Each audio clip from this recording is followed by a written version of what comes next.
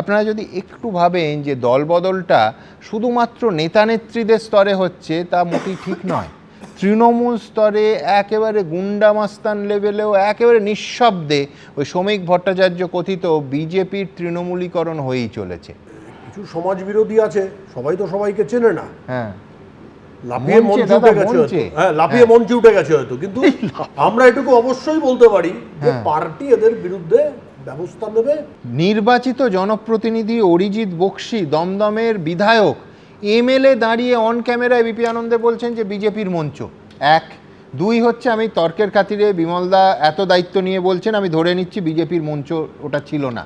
আপনি আমায় বলুন যে একটা সংঘ, একটা ক্লাব, তার নাম বোধহয় খামখেয়ালি সংঘ, তারা দেশের প্রধানমন্ত্রী এবং রাজ্যের মুখ্যমন্ত্রীর ছবি দিয়ে এইভাবে সভা করতে পারে? আমি বলছি যে ক্লাবের অধিকার, ক্লাব আর দলের মধ্যে ফারাক তৃণমূল তো জীবনে রাখেনি, আপনারাও সেই রাস্তায় হাঁটলেন। আমি আপনার কথা একদম পুরো মেনে নিচ্ছি। এটা নিশ্চয়ই করতে, যদি হয়তো করেছেন, করলে ভুল করেছেন। সমাজ বিরোধীদের এভাবে প্রশ্রয় দেওয়ার কোনো প্রশ্ন ওঠে না বিজেপির পক্ষ থেকে, সরকারের পক্ষ থেকে। যা ভুল হয়েছে তার দায় আমরা নিচ্ছি। বিধায়ক বলেছেন এবং বিমলদাও এখানে বলেছেন দেখা হবে, কিন্তু একটা সমাজ বিরোধী উঠেছে ওই মঞ্চে, যেখানে আমাদের স্বয়ং প্রধানমন্ত্রী, মুখ্যমন্ত্রীর ছবি দেওয়া আছে, সেই ছবি কলুষিত হয়েছে। কাজেই দায়িত্ব আমাদের নিতে হবে এবং পার্টি হোক সরকার হোক এর ব্যবস্থা করবে। দিল্লিতে গতকাল মুখ্যমন্ত্রীর সঙ্গে এনসিপিআই সাংসদদের যে বৈঠক হলো, সেখানে উপস্থিত ছিলেন বিজেপি রাজ্যসভার সাংসদ প্রকাশসিং বড়াইক। জুলাই মাসে এই প্রকাশসিং বড়াইক সহ রাজ্যসভার প্রাক্তন 3 জন তৃণমূল সাংসদের হাতে পতাকা তুলে দিয়েছিলেন বিজেপি রাজ্য সভাপতি। সেই সিদ্ধান্ত নিয়ে যে দলের অন্দরেই ক্ষোভ তৈরি হয়েছে তা বোঝা গিয়েছিল বিজেপি রাজ্য সভাপতির মন্তব্যে। এদিন প্রকাশসিং বড়াইক বলেন, উন্নয়ন নিয়ে মুখ্যমন্ত্রীর সঙ্গে তাদের কথা হয়েছে। সম্প্রতি এভাবেই তৃণমূলের সদ্য প্রাক্তন 3 রাজ্যসভার সাংসদকে বিজেপিতে যোগদান করান বিজেপি রাজ্য সভাপতি শ্রমিক ভট্টাচার্য। 3 জনকেই ফের একবার নিজেদের সাংসদ হিসেবে রাজ্যসভাতেও পাঠায় বিজেপি। এই নিয়ে বিতর্ক তৈরি হয়, নানা মহলে প্রশ্ন ওঠে, এটা কি বিজেপির তৃণমূলীকরণ নয়?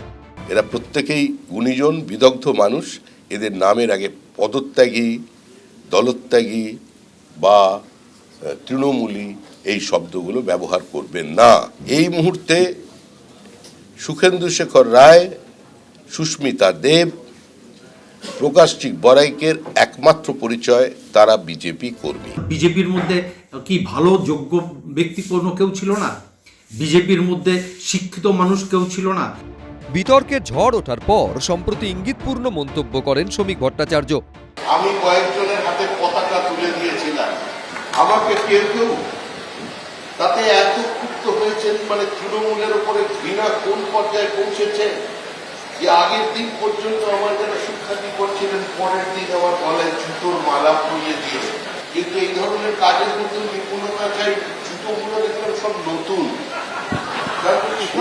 মালা পরাতে হয়, তো নতুন জুতোর মালা পরিয়ে দিয়েছে, তাতেই বোঝা যাচ্ছে আমরা ঠিক কোন জায়গায় আছি। তৃণমূলে থাকাকালীন এই প্রকাশসিং বড়াইকের বিরুদ্ধে বিস্ফোরক অভিযোগ করেছিলেন বিজেপির নেতারা। প্রকাশসিং বড়াইক হোক, এর কাজই হচ্ছে ভাইপোর হয়ে গরু পাচার করা আর ভাইপোকে টাকা সাপ্লাই করা। ভাইপোর কাছে টাকা পাঠানো ছাড়া এর কোনো কাজ নেই। আর যতদিন টাকা পাঠাতে পারবে ততদিন রাজ্যসভা থাকবে, জেলা সভাপতির পদ থাকবে। আলিপুরদুয়ারে যারা আছেন, আমি নাম ধরে বলে দিতে পারি, সেটা প্রকাশসিং বড়াইক হোক, চেয়ারম্যান হোক, যেই হোক, যারা দুর্নীতিবাজ আছেন তাদের সময় আসলে কিংবা মোনা হোক, সময় আসলে সবাই তদন্ত হবে, জেলে যাবে। মঙ্গলবার দিল্লির বঙ্গভবনে মুখ্যমন্ত্রী শুভেন্দু অধিকারীর সঙ্গে এনসিপিআই সাংসদদের পাশাপাশি বৈঠকে উপস্থিত ছিলেন সদ্য তৃণমূল থেকে বিজেপিতে যোগ দিয়ে রাজ্যসভার সাংসদ হওয়া প্রকাশসিং বড়াইকও। মুখ্যমন্ত্রীর সামনে সুদীপ বন্দ্যোপাধ্যায় ঠিক উল্টো দিকেই দাঁড়িয়েছিলেন তিনি।